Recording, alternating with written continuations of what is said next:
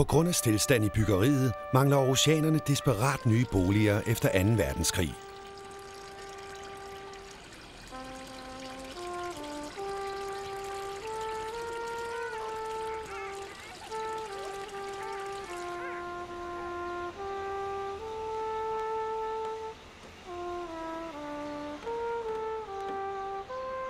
Byggematerialer er der ingen af, og samtidig er der behov for at bygge mindst 2.000 boliger.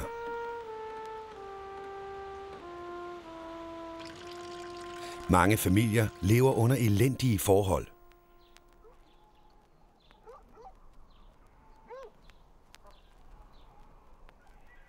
Når en familie er husvild, må kommunen træde til. Her er opstillet midlertidige husvildebarakker til de ofte fattige familier.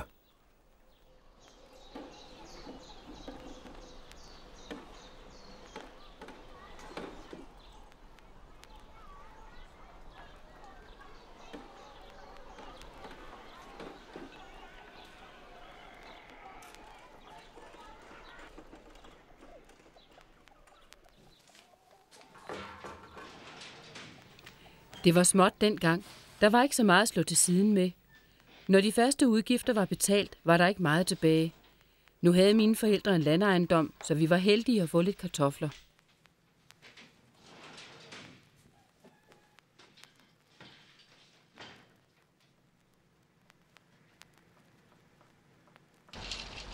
Senere bygges mere regulære husvildeboliger.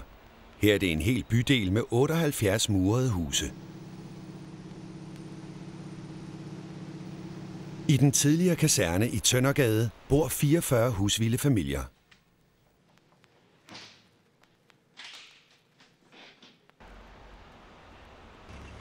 Til børnerige familier har kommunen opført disse 90 træhuse, som udlejes til husvilde for 48 kroner om måneden.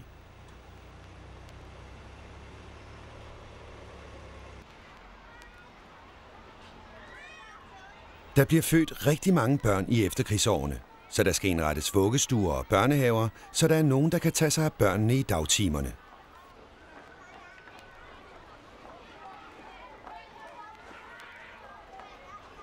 Røde Kors står for driften af en del af vuggestuerne og børnehaverne.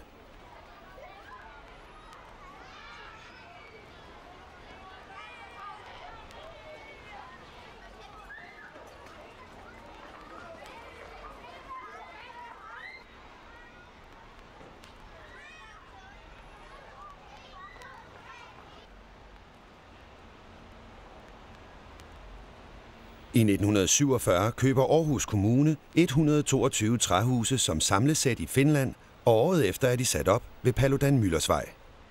Ivan Brauer flytter som 5-årig ind i Finnebyen i 1948. Jeg var tilmeldt søndagsskolen i Finnebyens forsamlingshus, men dukkede kun op, når jeg af omveje havde fået at vide, at nu var der tilmelding til lejrskolen.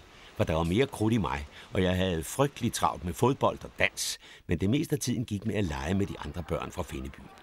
De voksne fra Finnebyen hyggede sig også med os. Om sommeren var det ude på gaden med boldspil. Belysningen var måske nok sparsom, men vi kunne da se. Men nogle dage sad de voksne bare og tævede kort i de lumre og røgfyldte stuer. Befolkningen vokser stærkt op gennem 50'erne og 60'erne. Bolignøden må nødvendigvis afskaffes gennem mere regulært byggeri.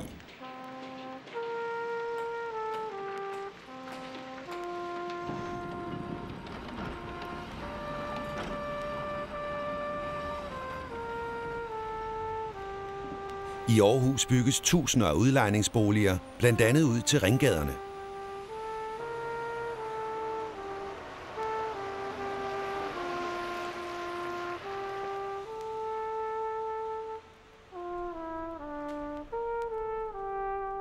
Men mange synes stadig om at have deres eget lille hyggelige træhus.